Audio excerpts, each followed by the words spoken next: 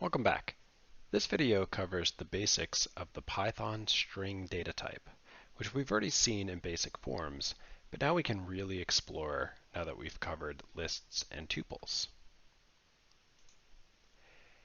Python strings can be thought of as lists or tuples of characters.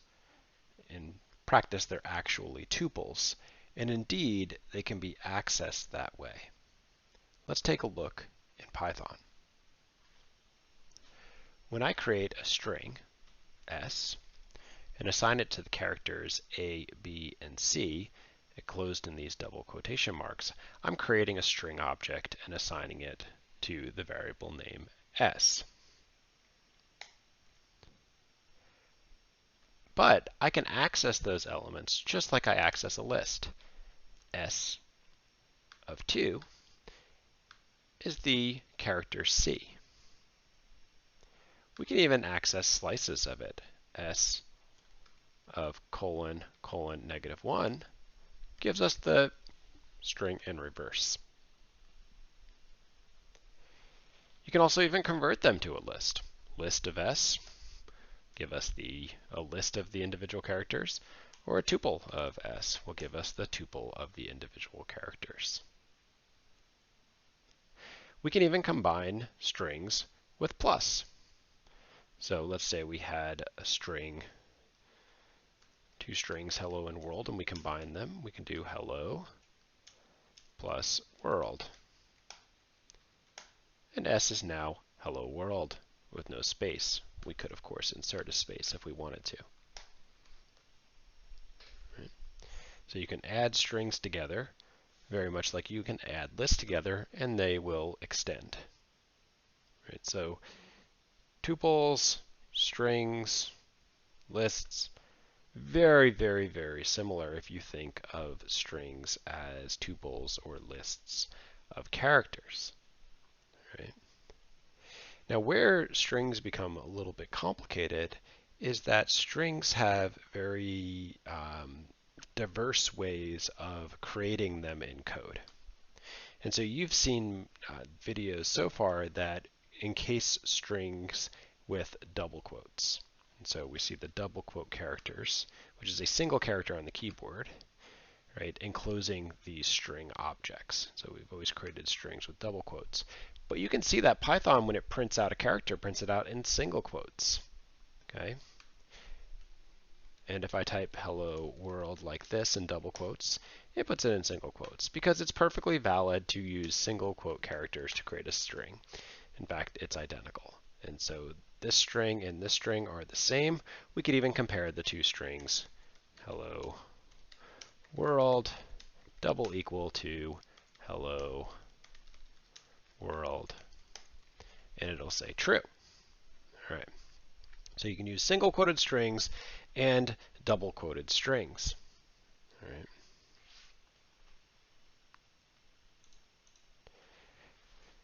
These type of things are called string literals because you're literally typing them. There are other types of strings, including the single and the double quote strings, and they have different purposes. So the single quotes are useful if your string contains double quote characters. So if I wanted to say Kyle's course, that's perfectly valid. That's the string containing the character KYLE apostrophe S space course. If I try to do that with double quote or single quote characters, you can immediately see that the syntax highlighting is confused. If we try to run this, we get invalid syntax because the string ended with the first single quote character. If you want to embed a single quote inside a double quote, which shouldn't be that common, but sometimes occurs, you can use what's known as an escape sequence.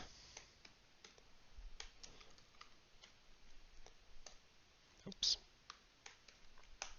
Kyle's course. So that escape sequence allows you to put a single quote inside a single quoted string. Equivalently, you can put a double quote inside a double quoted string, or two double quotes in this case,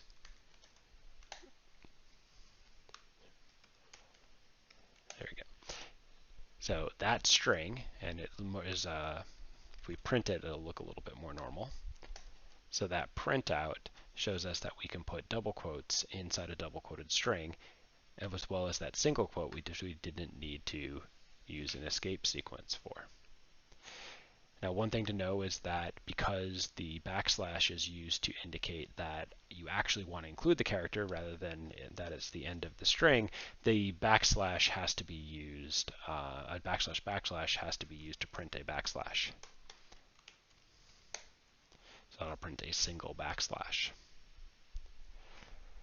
There's another type of string literal called a multi-line string, and for that we use either 3 single quotes or 3 double quotes.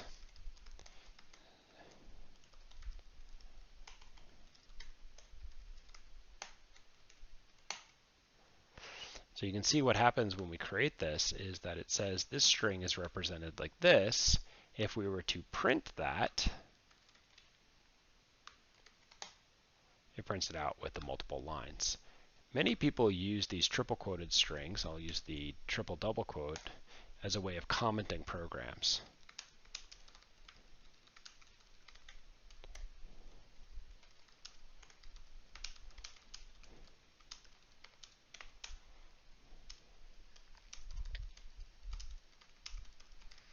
So many people would write things like that as a multi-line comment. So that's probably the most common use of this, but it is not required. You can also write a comment by putting comments the normal way. So I prefer this syntax.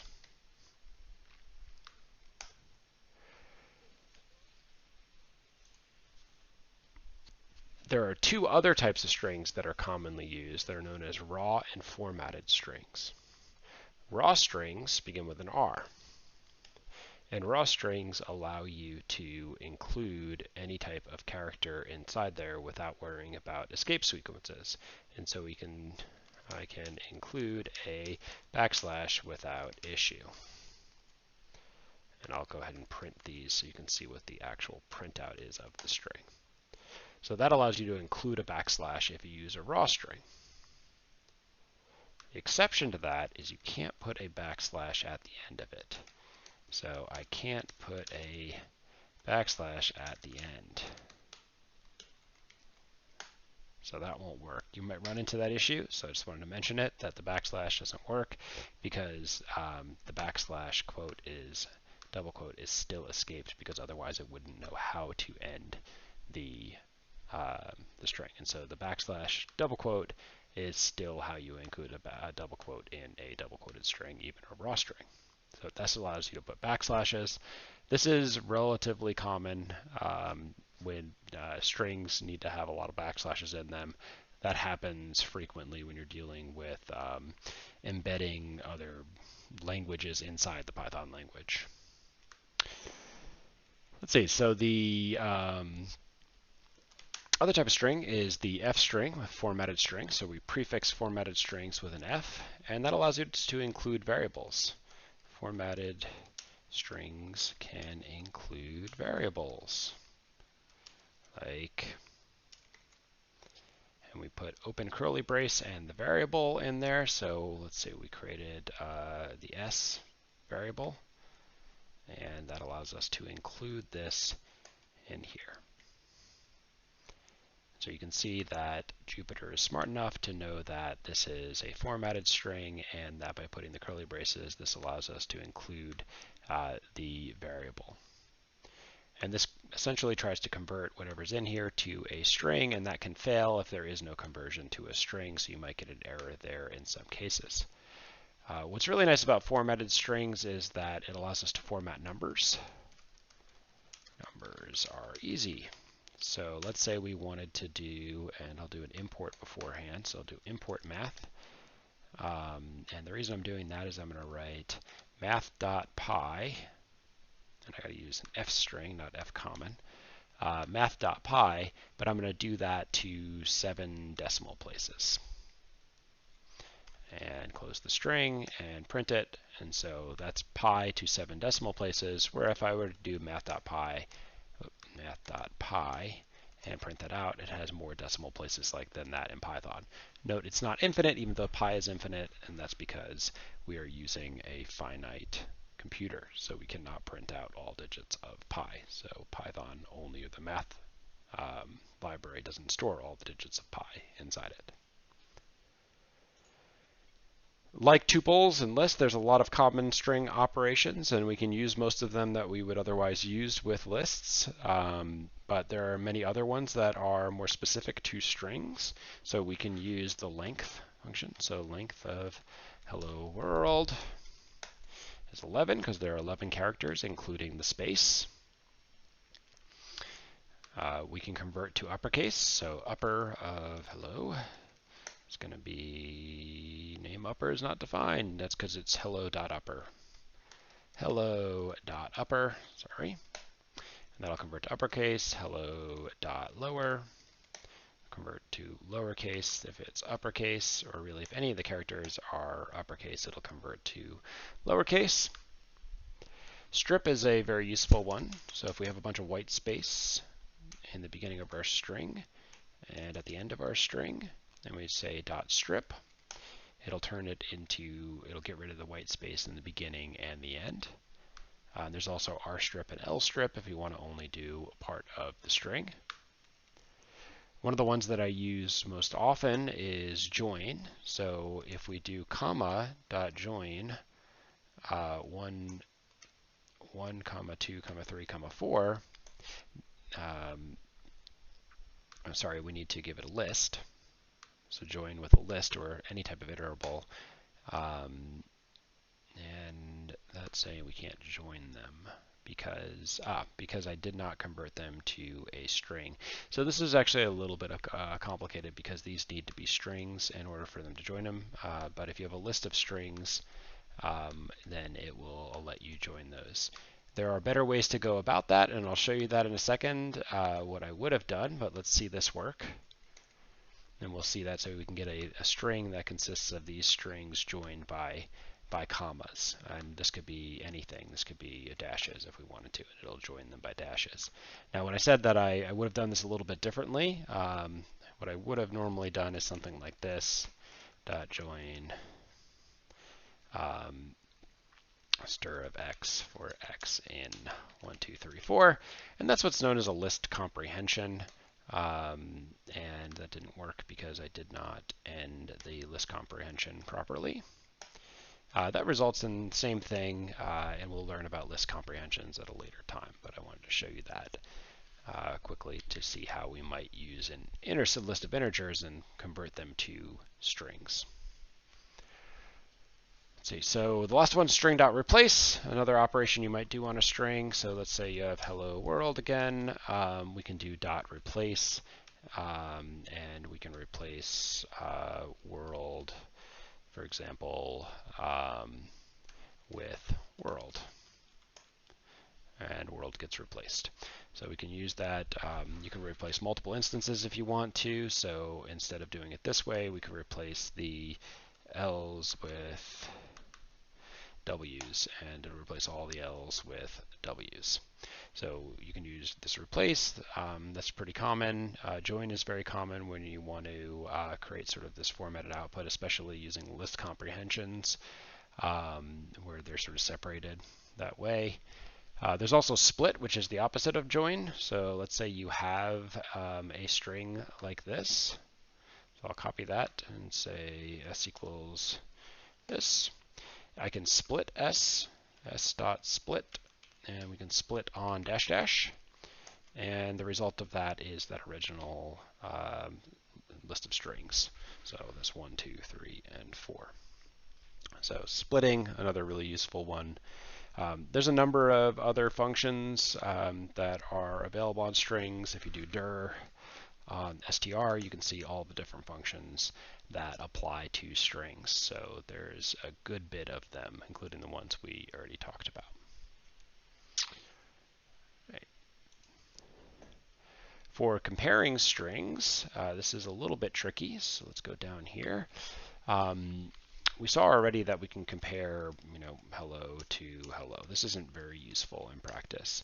And so you can see if two strings are equal by doing that. Now, if they don't have the same capitalization, that result is going to be false.